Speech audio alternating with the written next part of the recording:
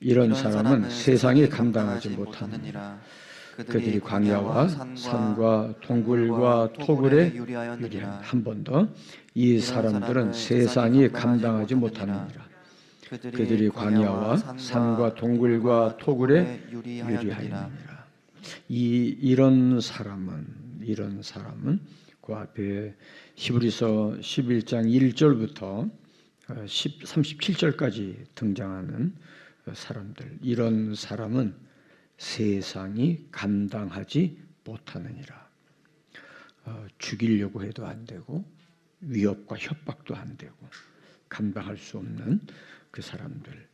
그런데 그들이 광야와 산과 동굴과 토굴에 유리했다는 말은 떠돌아다녔다는 이야기. 세상이 감당하지 못해서 쫓겨다니는 사람들인데, 안전한 곳을 찾아서 피해 다니던 사람들인데, 광야에서도 산에서도 동굴과 토굴에서도, 그런데 세상이 감당하지 못했다. 역설적인 내용입니다. 오늘 말씀의 제목 한번 같이 해볼까요? 랜드마크로 산 사람들. 다시 한번 랜드마크로 산 사람들. 랜드로버가 아니라 랜드마크입니다. 랜드마크. 오늘 설날이죠? 다 알고 오셨죠? 우리 옆 사람 한번 인사합니다. 처음 뵙겠습니다. 음력 설날 처음. 그림을 좀 몇 개 보실 텐데요. 이 그림 뭐가 생각나세요? 사진전이 생각나면 안 돼요. 이 뭐가 생각나세요? 영국, 런던. 또요? 또 충청도가 너무 느려. 이거는 어디가 생각나세요? 처음 봐요? 여기 어디예요?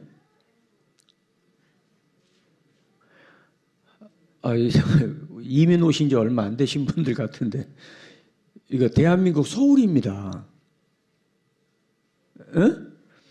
서울을 안 가보셔서 이게 동대문이라고도 그러고 흥인지문이라고도 그래요. 우리나라 국보 1호입니다. 대한민국을 상징하는 건물이죠. 또요. 여기는 어디예요? 이건 아까 거보다 훨씬 더 잘하시는 것 같아요. 여기 영국 타워 브릿지고요. 또 하나요? 여기는 어디예요? 나이아가라 폭포, 캐나다 있고요. 또요. 여기는요. 아까 거보다 훨씬 더 잘하시네요. 자유여신상 어디에 있죠? 뉴욕에 있어요. 또 하나요. 에펠탑이라고 안 하고 그냥 아예 팔이라고 그러시네.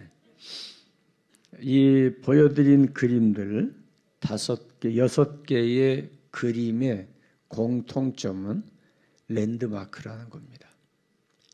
이 랜드마크라고 하는 말은 본래 탐험가들이 어느 지역을 갔다가 잊어버리지 않기 위해서 그 지역을 기억나게 하는 어떤 표시물을 남겼다고 그래요. 그게 이제 랜드마크, 땅에다가 어떤 표식, 이제 성경에서는 지표석이라 그렇게 말씀을 하고 있는데, 맨 처음에 보여드렸던 그 빅벤이 2021년도에 보수 공사가 끝났어요. 런던에서 엘리자베스 여왕 즉위 70주년을 기념하기 위해서 주빌리의 한 일환으로 빅벤을 대대적인 보수 공사를 했습니다. 그렇다고 해서 뭐 벽돌을 빼내고 다시 바꾸기고 하는 게 아니고, 첨탑에서부터 약품으로 묵은 때를 다 씻겨 내렸는데, 그렇게 하다 보니까 2차 대전 때 독일의 공격으로 파손된 부분들이 있었다고 그래요. 그 전부 다시 다 새롭게 보수공사 하는데 들어간 금액이 처음 예상할 때는 한 400, 500억에서 공사가 될 줄 알았는데 그 이상 되는 약 1200억이 들여서 보수공사를 했어요. 1200억이면은 탑을 아예 새로 세워도 될 거예요. 그런데 그만큼 어마어마한 돈을 들여서 이 빅벤을 다시 보수공사했던 이유는 이 빅벤이 영국을 대표하는 랜드마크입니다. 어느 지역이나 나라를 설명할 때 그 나라에 대한 특정 건축 아니면 어떤 문화재를 가리켜서 랜드마크라 그렇게 이야기를 해요. 그런가 하면 사람도 랜드마크가 될 수 있어요. 우리나라를 대표하는 굵직한 인물들이 있죠. 한글을 창제한 세종대왕, 그리고 우리나라에서 잊을 수 없는 배 10척 가지고 왜군과 싸웠던 이순신 장군, 그리고 자유와 해방과 독립을 위해서 적장의 가슴에 총을 겨누었던 안중근 의사. 어떤 사람이 안중근 의사 그러니까 그 사람이 소아과 의사예요, 산부인과 의사에 묻는 사람은 한국 사람이 아니죠. 그런가 하면 유관순 열사, 아주 꽃다운 어린 나이에 우리나라의 자유독립을 외쳤던, 그리고 이슬처럼 쓰러졌던 젊은 여성. 우리나라 건국의 주인공, 우리나라를 자유민주주의의 토대 위에 나라를 건국했던 이승만 박사. 우리나라의 정통적인 역사를 부인하는 사람들은 이승만 박사를 인정하지 않으려는 사학자들도 있습니다만은 부인할 수 없는 우리나라 건국의 아버지죠. 그리고 33인 독립운동했던 33인들 뿐만 아니라 당시에 교회를 이끌었던 주기철 목사님, 아들을 죽였던 공산당원 두 사람을 아들로 삼았던 사랑의 원자탄 손양원 목사님, 이런 분들은 잊을 수 없는 역사의 굵직한 랜드마크를 남겼던 분입니다. 성경에서 말한다면 믿음의 조상 아브라함, 그리고 광야의 지도자, 그리고 해방의 지도자 모세, 이스라엘의 메시아의 선조가 되어서 성경에 기록된 다윗 왕, 그리고 바벨론 시대부터 메데 페르시아, 그리고 페르시아 시대까지 3대 제국을 거치는 동안에 변함없이 정치적 리더십을 발휘했던 다니엘, 84세의 노년을 이끌고도 기도에 주눅이 들지 아니하고 사자굴을 두려워하지 아니하고 기도했던 기도의 사람이기도 한 다니엘, 예수님의 가장 수제자, 교회의 수장으로 주님께서 맡겼던 베드로, 예수님의 직접적인 제자는 아니었지만 예수님으로부터 부름받아서 신약 교회를 이끌었던 사도 바울, 모두가 다 성경의 랜드마크로, 물론 이분들 외에도 많은 신앙의 위인들이 있지만은 우리가 잊을 수 없는 랜드마크입니다. 그런가 하면 세상 역사 속에 아인슈타인, 에디슨, 아브라함 링컨, 슈바이처, 마르틴 루터, 장 칼뱅, 이런 사람들이 역사의 큰 랜드마크가 됩니다. 그런가 하면 불명예스러운 랜드마크도 있어요. 소돔 고모라 성에서 나오다가 뒤를 돌아본 것 때문에 소금 기둥으로 남은 랜드마크, 롯의 처. 참 불행스러운 거죠. 우리는 내가 살아가고 난 뒤에 내 일생을 한마디로 딱 줄여서 이야기한다면 무엇이라고 할 것인가? 내가 살았던 내 삶의 장소에 우리는 어떤 랜드마크를 남기고 갈 것인가? 우리가 생각하지 않을 수 없습니다. 소돔 고모라 성은 죄와 타락의 랜드마크였어요. 그런가 하면 방주는 하나님의 홍수의 심판 가운데 구원받았던 구원의 랜드마크로 남아 있습니다. 오늘 제가 이 말씀을 준비하면서 저와 여러분이 함께 우리 대전 세종안교회가 회복을 넘어 부흥의 시대를 꿈꾸면서 오랜 시간이 지나고 난 뒤에 우리의 후대 사람들이 대전 세종안교회를 이야기할 때 부흥의 랜드마크, 그렇게 기록이 되었으면 좋겠다는 소망을 갖습니다. 영국 웨일즈에 가면 웨일즈 대부흥을 이끌었던 교회가 있습니다. 그 교회는 감리교회입니다. 감리교회인데 이 교회의 특징은 장로교적 감리교회입니다. 참 희한한 그런 모습을 가지고 있어요. 웨일즈 부흥에 태풍의 눈이 되었던 교회, 평양 대부흥의 시발점이 되었던 장대현 교회, 21세기 대전 대부흥을 이야기한다면 대전 세종안교회가 그 핵심에 있으면 좋겠어요.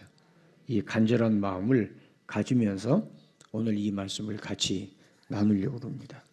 히브리서 11장에 소개된 영광스러운 이름들에게는 공통점이 있습니다. 구약의 전 세대에 걸쳐 랜드마크로 세워진 영웅들의 삶을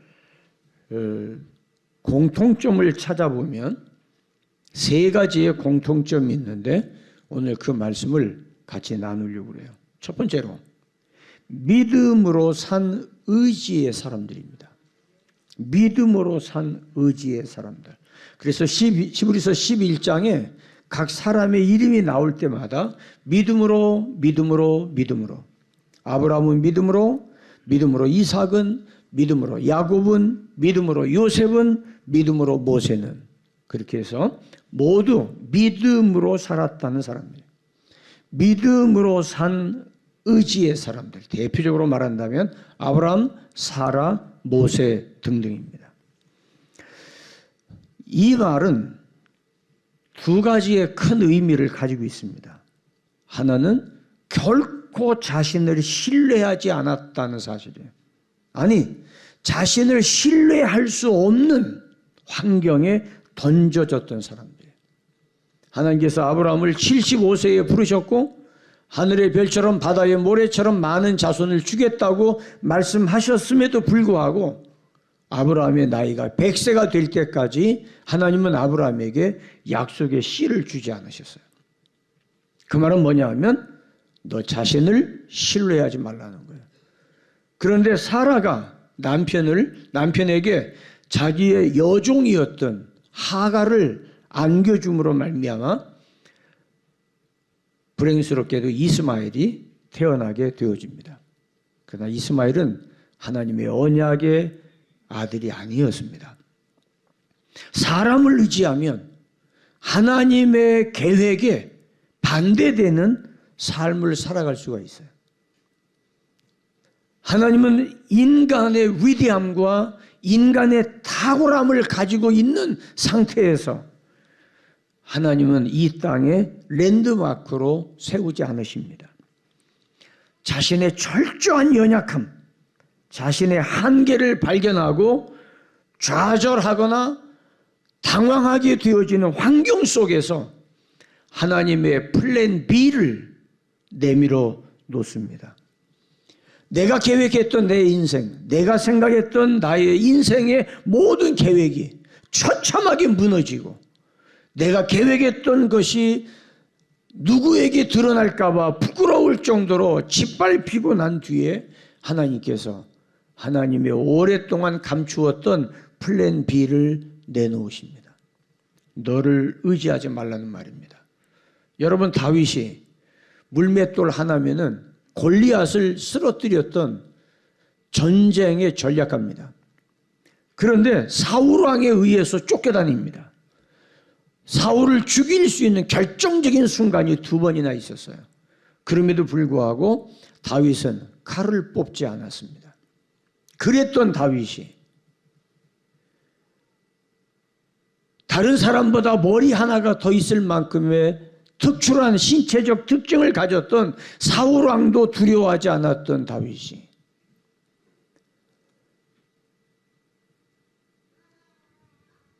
안타깝게도 밧세바 앞에 처절하게 걸레처럼 너덜너덜해졌습니다.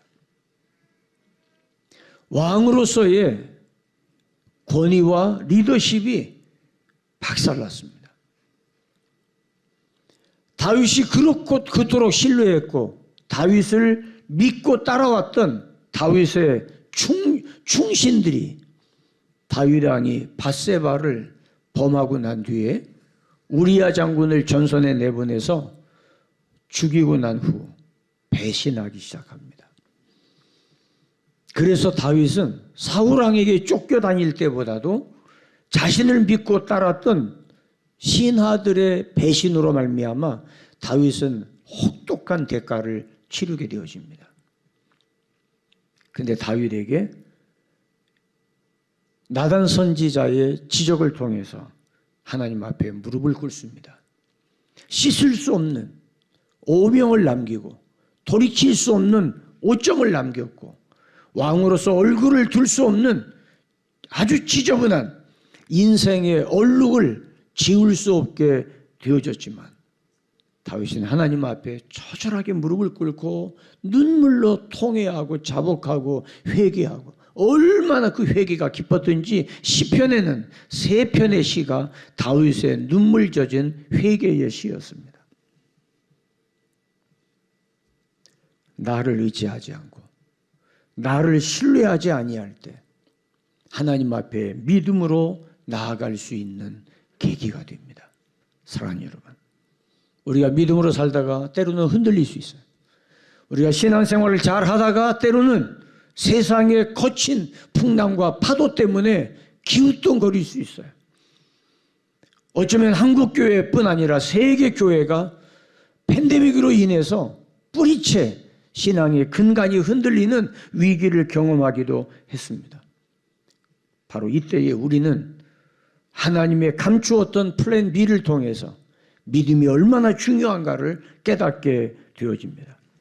인생의 막다른 골목 끝에서 초라한 자신의 모습 앞에서 언제든지 하나님을 신뢰했던 사람들이 결국은 당대의 랜드마크로 남아있는 것을 보게 되어집니다. 갈팡질팡하며 흔들리면 소비적인 삶을 살다가 연기처럼 사라질 뿐이에요.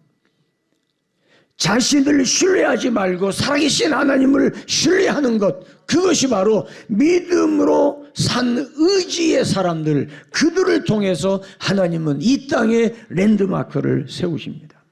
그런가 하면 이 사람들이 믿음으로 살 수 있었던 것은 하나님과 연결된 끈을 놓지 않았다는 사실이에요. 다시 말하면 끊임없이 하나님 앞에 엎드렸던 기도의 사람들이었어요. 사랑하는 여러분, 우리가 신앙생활을 하면서 우리를 제일 힘들게 하는 것은 아무것도 아닙니다. 기도입니다. 기도해야 된다는 건 너무 익숙하게 알고 있고 상식적으로 알고 있고 그 정도는 예수 믿는 사람이라면 기도하지 않으면 안 된다는 사실을 알고 있음에도 불구하고 기도의 삶이 지속적으로 가지 못하는 것은 우리가 삶의 얽매인 우리의 연약함입니다. 기도에 대해서 얼마나 이해하느냐가 중요하지 않습니다. 기도에 대해서 어디까지 아느냐는 중요하지 않습니다. 크리스천들이 기도해야 된다는 걸 모르는 사람은 아무도 없어요. 한 사람도 없어요. 그럼에도 불구하고 우리가 기도 생활에 실패하는 것은 기도는 생각만 해도 된다고 착각하기 때문입니다. 우리는 기도해야 된다고 하는 구호를 외칠 것이 아니라 기도의 골방에 들어가서 그 골방에서 하나님과 씨름하는 일이 우리에게 필요합니다. 기도는 하늘의 무한한 에너지를 공급받게 하는 신비의 통로입니다. 최근에 E.M. 바운즈가 썼던 글들을 모아서 기도에 내 인생이 달렸다는 책이 아주 따끈따끈하게 새로 나왔어요. 기도에 내 인생이 달렸다. 기도에 내 운명이 달렸다. 그 말입니다. 기도란 하나님께 매달리며 집중하는 것이 기도라고 바운즈는 이야기합니다. 교회를 하나님의 집이라고 이야기하는데 이 하나님의 집이라는 한마디 속에 하나님의 어마어마한 플랜이 그 속에 숨겨져 있다는 거예요. 그런데 오늘날 현대교회가 하나의 공연장이 되어버렸어요. 웅장해지고 화려해지고 그러면서 교회가 마치 예배가 공연처럼 되어버리고 말았습니다. 교회에 필요한 것은 기도의 장소여야 합니다. 기도하는 집, 만민이 기도하는 집이 바로 교회입니다. 그렇다면 교회는 기도의 장소여야 하고 어디를 가도 기도할 수 있는 곳이 되어야 하는데 교회가 쉼의 장소가 되어버리고 공연의 장소가 되었다는 것은 교회가 본연의 본질을 잃어가고 있다는 이야기. 기도하는 사람들로 들끓어야 할 천국의 용광로가 교회여야만 합니다. 바운즈가 말합니다. 나약한 기도로는 하나님의 위대한 부흥의 계획을 이룰 수 없다. 부흥을 위한 계획의 실현 가능성은 전적으로 우리의 기도에 달렸다. 부흥을 위한 계획의 실현 가능성은 전적으로 우리의 기도에 달렸다. 내 결심이 아니라 내 결단이 아니라 우리의 구호가 아니라 지금 당장 무릎을 꿇고 하나님 앞에 지속적으로 기도하는 기도의 횃불이 끊이지 않을 때 비로소 부흥을 위한 계획이 실현될 수 있다는 거예요. 기도의 랜드마크가 되기를 바랍니다. 그래서 부흥의 랜드마크가 될 수 있으면 좋겠습니다. 믿음의 깃발 아래 기도에 무릎을 꿇을 때 흔들리지 않고 앞장서서 간 사람들이 역사에 굵은 흔적을 남깁니다. 여러분, 교회는 어떤 사업을 교회가 세상을 향해서 어떤 일을 하느냐보다 중요한 것은 교회는 기도하는 곳이 되어야 한다는 사실이에요. 약속하신 하나님만 신뢰한다면 기도에 무릎을 꿇을 수 있습니다. 어떤 상황 속에서도 흔들리지 말고 기도를 멈추지 않는 저와 여러분의 삶이 되었으면 좋겠습니다. 이런 사람은 세상이 감당하지 못하느니라. 믿음으로 산 의지의 사람들, 자신의 나약함을 인정하고 고백하고 하나님 앞에 끊임없이 기도하는 이런 사람은 세상이 감당하지 못하느니라. 두 번째, 고난을 견디고 승리한 사람들입니다. 시련을 견디고 승리한 사람들입니다. 에녹, 노아, 아브라함과 사라, 이삭, 야곱, 요셉, 이 사람들은 믿음의 사람인 동시에 고난을 견디고 승리한 사람들. 배고픈 걸 모르는 금수저 출신이 아닙니다. 금수저, 흙수저 이야기하는 것은 사회적으로 별로 바람직한 표현이 아닙니다. 금수저, 흙수저를 이야기하는 순간 국민을 둘로 편가르게 하는 시도가 숨어 있습니다. 우리는 태어날 때 금수저 갖고 태어난 사람도 없고 흙수저 물고 태어난 사람도 없습니다. 살아가는 동안에 내가 어떤 삶의 태도를 갖느냐가 나의 인생을 바꿀 뿐입니다. 시련 없이 랜드마크가 된 사람은 한 사람도 없습니다. 모두가 다 시련을 겪었어요. 고난을 겪었어요. 밤잠 자지 못하는 뼈를 깎는 아픔을 겪었어요. 오늘 이 시대의 특징을 이야기한다면 고통을 거부하는 시대. 쉽게 남의 돈 먹고 쉽게 수입이 높아지고 걱정하지 않고도 살아갈 수 있는 세상이 되기를 원합니다. 결혼하면 둘이 사는 것이 힘들다고 전제하고, 그래서 그런 고통, 그렇게 신경 쓰는 일 하기 싫어서 결혼하지 않는 사람들이 갈수록 늘어난다고 그래요. 아이를 낳기 싫어하는 이유 가운데 하나도 고생하기 싫어서, 매이기 싫어서. 그러나 사랑하는 여러분, 모든 행복은 눈물 젖은 고난을 통해서 성숙되어 간다는 걸 기억하기 바랍니다. 고생을 모르면 인생은 의미 없어집니다. 랜드마크가 된 사람들은 혹독한 고난을 겪으면서 인내하는 능력을 키웁니다. 랜드마크가 되려면 혹독하고 가혹한 시련을 통해서 인격이 다듬어지게 되어집니다. 시련은 자신의 욕망을 죽이는 도구가 됩니다.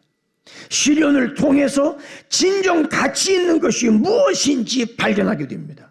시련을 겪을 때마다 영혼의 빛은 고요하지만 신비한 빛을 머금게 됩니다. 시련을 통해 거룩한 성품으로 빚어주십니다. 랜드마크의 인증서가 된다는 말입니다. 그런가 하면 고난 속에서 하나님의 언약의 희망을 놓지 않는 방법을 배우게 됩니다. 여러분, 세상은 내가 원하는 방법대로 살아가지질 않습니다. 한순간도. 우리가 뼈저리게 경험하는 거 아니에요? 그렇기 때문에 좌절하고 절망하고 도전할 의욕까지 꺾어버리시겠어요? 아닙니다. 그렇기 때문에 소망의 하나님을 바라보는 거예요. 고난 속에서 하나님의 언약 안에, 하나님의 말씀 속에 희망의 불꽃이 꺼지지 않고 있다는 사실을 성경을 읽을 때마다 발견하게 되어지고, 하나님 앞에 기도할 때마다 분명해지는 것은 하나님의 약속이에요.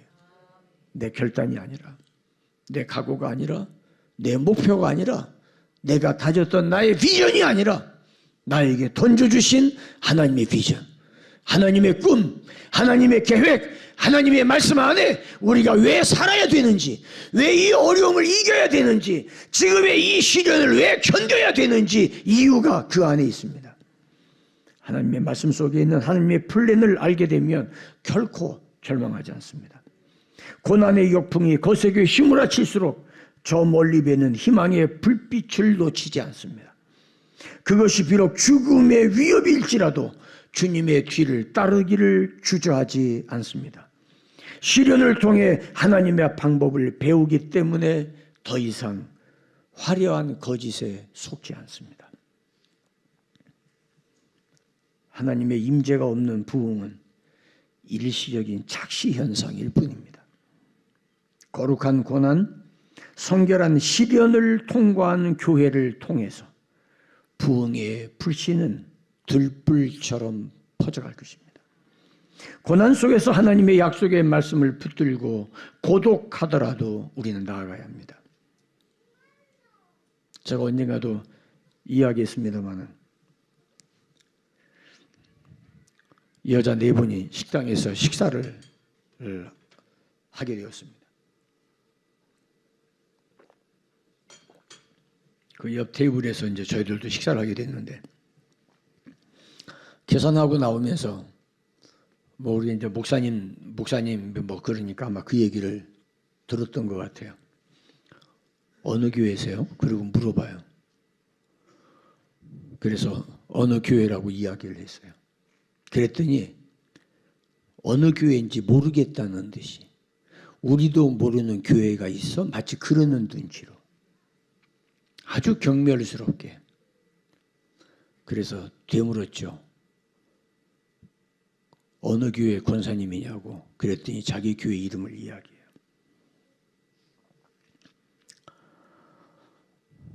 아쉽습니다. 참 아쉬워요. 만약에 제가 그 교회 담임 목사였다면 어디 가서 그런 무리한 짓을 하라고는 하지 않을 것 같아요. 그건 무리한 거죠.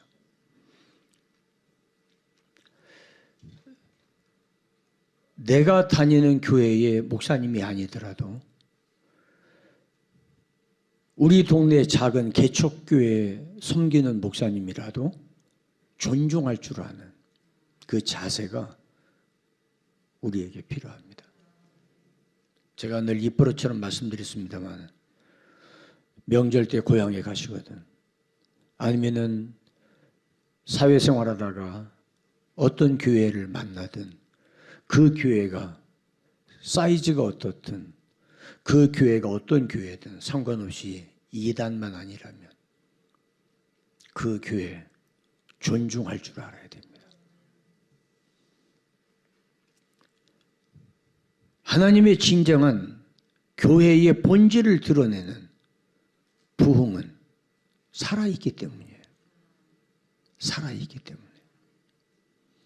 살아있다는 말은 그 안에 고난을 뚫고 올라가는 힘이 있다는 이야기예요. 귀소 본능 있는 물고기들은 아래에서 깨어나서 물을 따라 흘러서 강을 지나 바다로 들어갑니다. 바다로 들어가서 태평양을, 대서양을, 인도양을 헤매고 다니다가 1년이 지나고 나면 성어가 되어서 알을 품고 자기가 태어난 물줄기로 돌아옵니다. 물을 거스리고 치고 올라갑니다.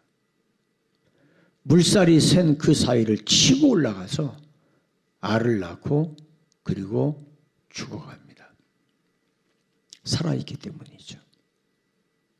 여러분, 우리가 살아있다는 말은 랜드마크는 죽은 마크가 아니라 살아있는 마크예요.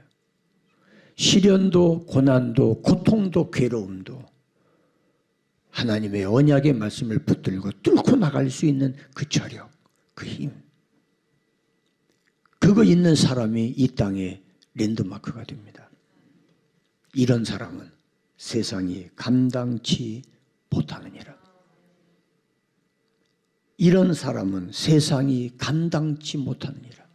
토굴 속에 들어가도 광야를 헤매어도 산속에 숨어 있어도 내가 비록 숨어 있을지라도 세상이 감당할 수 없는, 세상이 아무리 위협해도 아무리 우리에게 열등감을 주고 아무리 우리를 공갈을 해도 흔들림 없이 그 고난 속에서 생명을 유지하는 이런 사람은 세상이 감당치 못하느니라.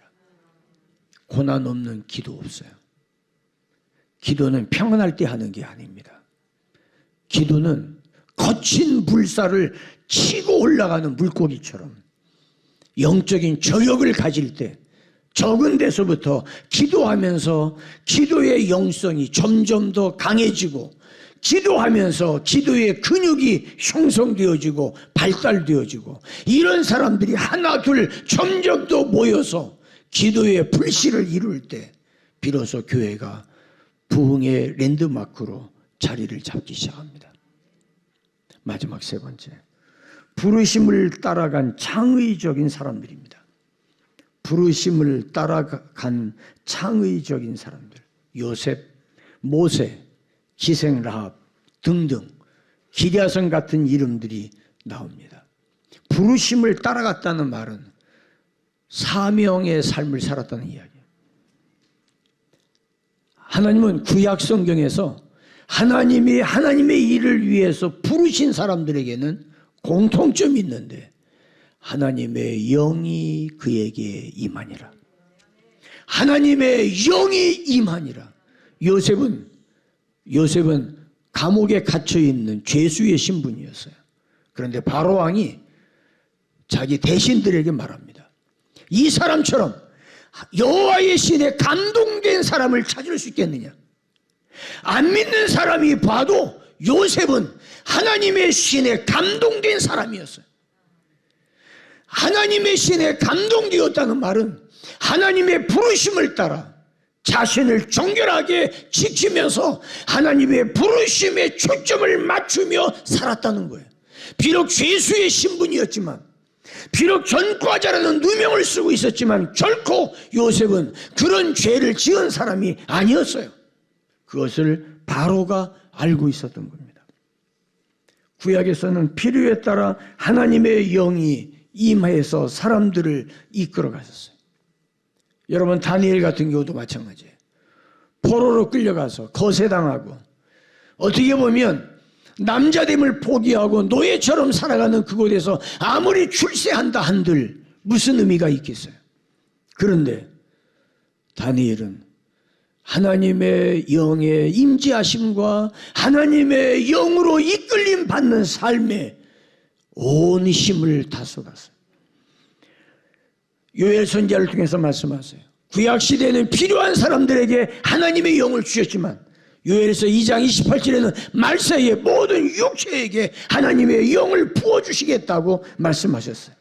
그래서 우리 주님이 승천하신 이후에 하나님의 약속을 붙들고 기도하던 마가 다락방의 120명에게 하나님의 성령이 임하였던 거예요. 오로지 기도에만 매달렸다는 의미입니다. 우리 주님께서도 말씀합니다. 너희는 기도에 힘써라. 기도에 힘써라. 다시 말하면 우리가 기도하기 위해서 힘을 쓰라는 거예요. 네가 가진 힘을 죄를 지는 데 쓰지 말고 네가 가지고 있는 힘을 기도하는 데 쏟으라는 이야기. 그것이 바로 마가의 다락방에서 120명이 열흘 동안 기도할 수 있었던 힘이었어요. 이제 금요일부터 열흘 동안 우리 교회가 마가 다락방에 그 하나님의 성령의 역사를 간절히 소원하며 열흘 동안의 기도의 대장정을 시작하게 될 것입니다.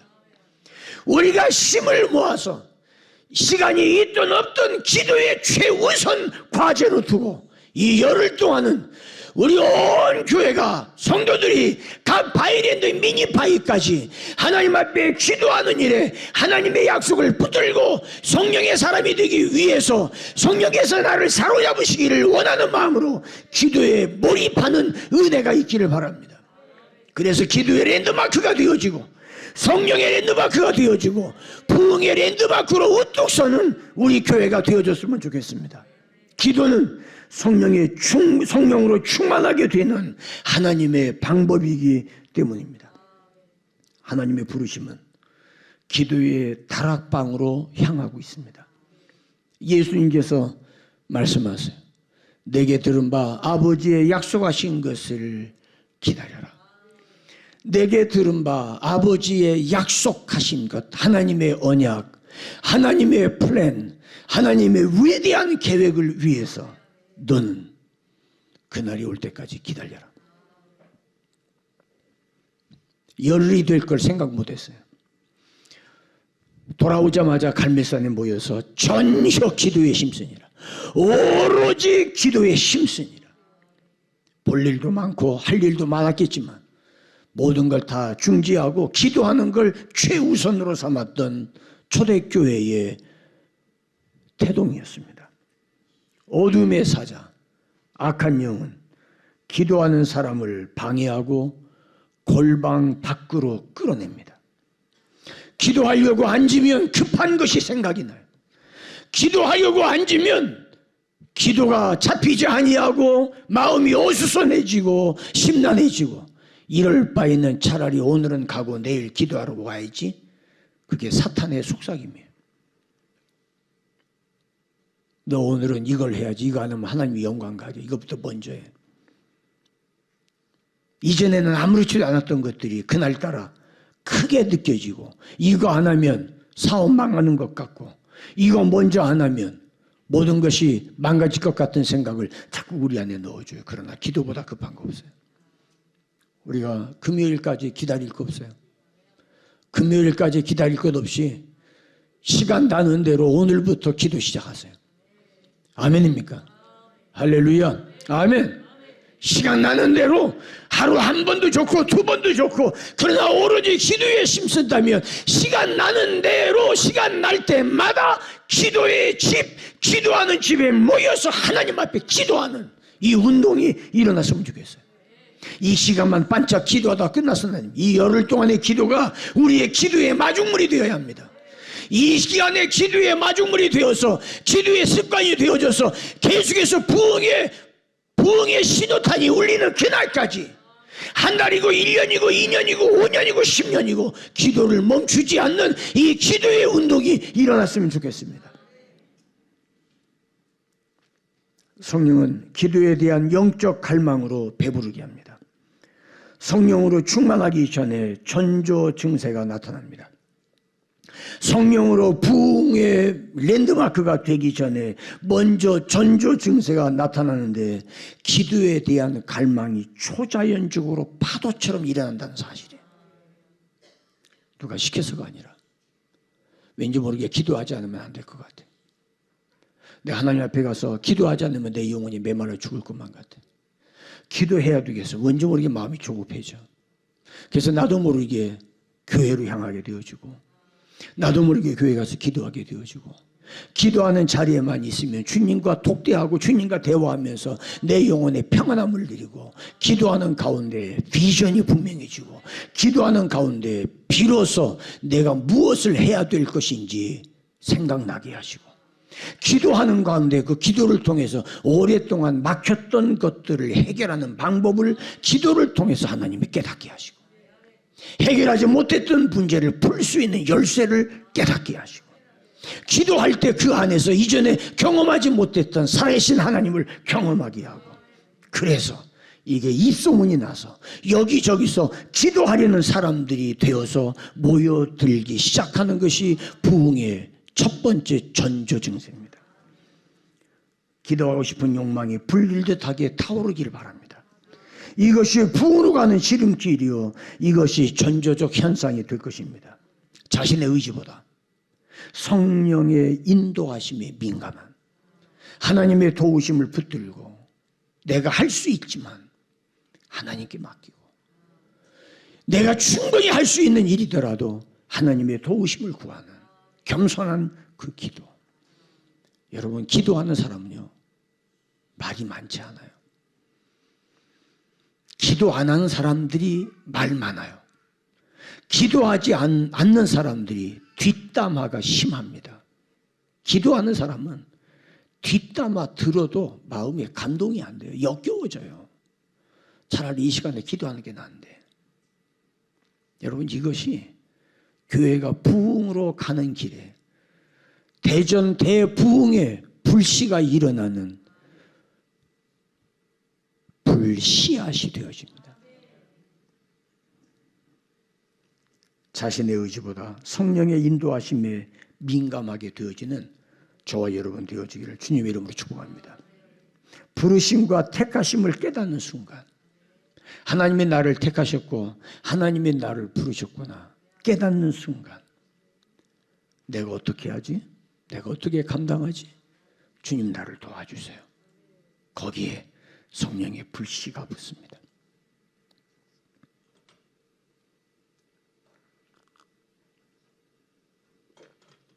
어떤 지역에서는요 침팬지도 돌을 부딪혀서 불씨를 만들더라고요. 침팬지도 원숭이도 불이 필요한 걸 알고 추우니까 그거 불을 붙여가지고 불을 쬐일 줄 알더라고요. 침팬지도. 그런데 하물며 하나님의 형상대로 지음받은 우리가 벽에 그려진 벽화로 그려진 불이 아니라 내 차가운 몸을 데피는 싸늘하게 식어진 내 심정을 뜨겁게 달구는 하나님의 불이 필요하다는 걸 왜 모르겠어요. 부흥의 불이 꺼지지 않도록 기도하는 사람들이 줄을 잇는 그런 우리 대전 세중앙교회가 되도록 기도했으면 좋겠어요. 성령의 불이 활활 타오르는 교회가 될 때 부흥은 거기서부터 시작됩니다. 성령님은 하나님의 왕국, 교회를 세우는 일에 최선을 다하도록 우리를 이끌어 가실 거예요. 순간적 화려함을 따르지 않고 오직 주님을 배우도록 가르쳐 주실 것입니다. 길이 없으면 길을 만들면 돼요. 길이 없으면 길을 만들면 돼요. 기도하는 사람이 없으면 기도에 목마르도록 하면 돼요. 우리가 모여서 기도하면 때로는 기도하는 시간이 지루하게 느껴질지 모르지만 기도하고 일어날 때보다 더 행복한 순간이 어디가 있겠어요?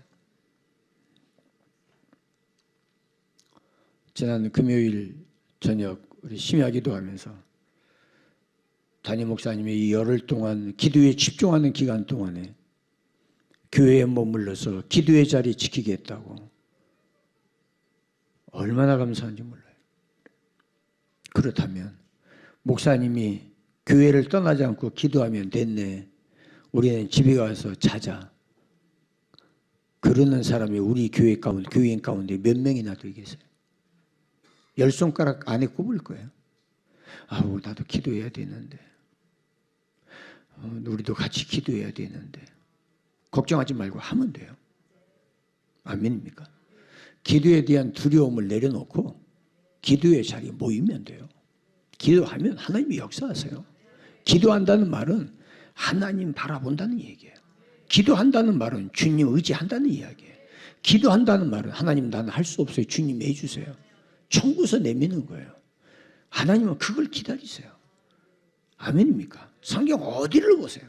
어디를 보더라도 그 안에 보면 기도하는 사람을 통해서 하나님이 역사하시는 신비한 사건의 현장들이 우리에게 너무 많이 나타나 있어요. 길이 없으면 길을 만드는 창의적 도전과 거룩한 용기, 기도를 통해서 주어져요. 저는 고등학교 다닐 때부터 하나님 앞에 기도를 통해서 하나님의 지혜를 구하는 게 저는 제 삶의 습관처럼 되었어요. 어렵다, 안 되겠다, 힘들다, 어떻게 하지? 고민할 거 없어요. 저는 스트레스 받으면 자요. 머리 지끈지끈 아프게 스트레스 받으면 아유, 자자. 한시 푹 자고 나면은요, 개운합니다. 그리고 기도하면 돼요. 괜히 그거 끌어안고 끙끙대고 밤새 잠 못 자고 불면증 시달리고 그럴 거 없어요. 내가 걱정한다고 될 일은 없어요. 성경에 그랬잖아요. 네가 걱정함으로 표범이 흑점 하나를 더할 수 있겠냐? 네가 염려함으로 네 흰머리가 검은 머리 되겠냐? 안 되잖아. 그러면 뭐 걱정하지 말라는 얘기예요. 걱정하지 말고 하나님께 맡겨. 하나님 의지해. 기도해. 차라리 기도해. 하나님 이거 어떻게 해야 해결하죠? 하나님 지혜해 주세요. 여러분 내 한마디 기도에 응답이 바로 올 만큼 우리 하나님하고 그렇게 친하지 않잖아요. 응? 생각만 해도 네가 뭔 생각이 그래 내가 알아. 네가 생각만 해도 내가 알아. 성경에 있어요. 그 말씀이 있는데 우리가 그럴 만큼 하나님하고 가깝지 않잖아요. 응? 그죠? 나는 가깝다고 생각하고 싶은데 나는 가깝다고 하나님 앞에 하나님 저 아시죠? 근데 하나님께서도 누구니? 그러면은 이것만큼 망신이 없어요. 제가 얘기했잖아요. 부목사님하고 사우나 갔는데 서로 인사를 해요. 목사님 어느 교회 성교교회에서 이제 저희 교회를 얘기하니까 이경 목사님 내가 잘 알지. 잘한다는데 옷 벗다 말고 놀래가지고 옷장도 이렇게 봤어요. 처음 보는 사람이. 한 번도 만난 적이 없어요. 근데 잘 안 돼요. 그분이 저를 잘 알 수도 있어요. 근데 나는 그분을 몰라요. 저는 그 순간에 제 평생에 잊을 수 없는 교훈을 받았어요. 나는 하나님 앞에 하나님 잘 알지. 아유 주님 나 위해서 십자가 죽으셨는데 잘 알고 말고지. 근데 주님은 나 너 누군지 몰라. 너 누구냐? 너 어디서 왔냐? 내가 주의 이름으로 선지자 노릇하고 내가 주의 이름으로 귀신도 쫓아내고 내가 주의 이름으로 병든 자도 고쳤나이다. 난 너 누군지 몰라. 끝장이에요. 우리 이렇게 되면 안 되잖아요. 아멘입니까? 우리 지금 내가 그렇게 신앙생활하고 있는 거 아니에요? 네가 나에게 내 앞에 와서 정말 진지하게 너 기도해봤어? 너 정말 내 이름을 불러봤어? 정말 내 모든 시간을 낭비하고 포기하고 네가 손해볼 만큼 기도에 올인해봤어? 네가 정말 나를 구해봤어? 네가 정말 내 이름을 부르며 안타깝게 소경 바디메오처럼 다윗의 자손 예수의 나를 불쌍히 여기셔서 남들이 비난하고 조롱하고 욕을 해도 더 크게 소리 지르며 주의 이름을 불러봤어? 피곤하다고 바쁘다고 핑계대고, 주님은 기도의 자리에서 나를 부르는데 나는 주님의 음성 못 들은 척하고 내 일에만 몰두했던 우리들의 지난 날 아니에요? 그러면서 하는 말이 쉬지 말고 기도해라. 걸어가면서도 기도하고. 기도란 그렇게 하는 거지 꼭 교회 가서 기도하는 것만이 기도가 아니라고. 훌륭하신 말씀이에요. 맞습니다. 그러나 그렇게 기도하려면 내가 정해놓은 장소, 정해놓은 시간에 규칙적으로 기도하지 않으면서 쉬지 않고 기도할 수 있는 방법은 없습니다. 그런 사람이 없어요. 성령으로 기도할 때 놀라운 일이 일어납니다. 부흥을 꿈꾸는 우리 대전세종환교회, 부흥을 꿈꾸는 우리 사랑하는 영가족, 사랑하는 교우 여러분, 성령의 충만함을 갈망합시다. 금요일부터가 아니라 당장 오늘부터 하나님 앞에 내 마음에 주여 내게 새 영을 부어주시옵소서. 주여 이 시대에 맞도록 성령의 새 은혜를 내게 부어주시고 내게 주님의 살아계심을 다시 붙들고 갈 수 있는 주여 우리를 부흥의 랜드마크로 써주시옵소서. 거기에 내가 쓰임받기를 원합니다. 성령께서 연약한 나를 일으키시고 성령에게 이끌리는 사람이 이 시대의 거룩한 랜드마크가 되어서 이런 사람 세상이 감당치 못하느니라. 이런 사람은 세상이 감당치 못하느니라. 할렐루야, 할렐루야. 우리 옆 사람 보고 인사합니다. 세상이 당신을 감당할 수 없습니다. 다시 한번, 세상이 당신을 감당할 수 없습니다. 할렐루야. 믿음으로 산 의지의 사람들, 고난을 이기고 승리한 사람들, 하나님 앞에 기도하며 성령에 충만해서 창의적인 삶을 살았던 사람들, 랜드마크는 오랜 세월이 지나도 변치 않는 가치를 붙들고 있습니다. 일시적 현상에 도취되지 않도록 마음을 십자가 앞에 단단히 묶어둘 수 있기를 바랍니다. 변화산상에서의 신비한 현상에 도취되었을 때 제자들을 향해서 구름 속에서 나는 소리입니다. 너희는 저의 말을 들으라. 이 신비한 현상보다 너희는 저의 말을 들으라. 하나님의 말씀에 귀를 기울이고 그 말씀 속에 약속을, 그 말씀 속에 하나님의 언약을 붙들 수 있는 은혜가 있기를 바랍니다. 어느 시대든지 부흥의 랜드마크 앞에는 오랜 시간 동안 기도한 기도의 흔적들이 역력합니다. 쉬지 않고 기도할 때 힘든 시련의 길을 인내하며 걸을 수 있습니다. 믿음과 기도의 사람은 비틀거릴지언정 결코 포기하지 않습니다. 흔들리는 나를 일으켜 세우실 분은 성령 하나님이십니다. 인내하지 않고 스타가 될 수 없듯이 오래 참으며 견디며 달려가지 않고 랜드마크가 될 수 없습니다. 우리는 혼자가 아닙니다. 교회가 함께합니다. 우리 옆에 기도의 동지들이 즐비합니다. 함께 기도하면 든든한 사람들이 내 앞뒤 좌우에 있습니다. 교회만 가면 기도하는 사람들의 기도 소리가 끊이지 않는 그런 교회가 되어질 때 낙심하고 절망하고 좌절하고 죽고 싶은 순간에 교회로 가면 누군가가 기도하는 사람이 또 있겠지. 그 믿음으로 달려나와 함께 기도하는 이런 아름다운 교회를 꿈꿔봅니다. 부흥의 랜드마크가 될 것입니다. 이번 주 금요일부터 돌아오는 주일까지 열흘 동안 기도에 전심을 다하는 저녁 특별 기도 집회가 시작이 된다고 합니다. 이 일을 위해서 우리는 힘을 모아야 합니다. 그리고 지금부터 준비기도 하셔야 됩니다. 그래서 기도에 집중하십니다. 기도에 몰입하십시다. 하나님만 의지합시다. 주님 외에는 우리를 끌고 갈 누구도 없습니다. 주여 우리 교회를 당신의 도구로 써주시옵소서. 주여 우리 교회가 부흥의 랜드마크로 우뚝 서게 하여 주시옵소서. 대전 대부흥의 역사에 앞장서게 하여 주시옵소서. 기도하시겠습니다.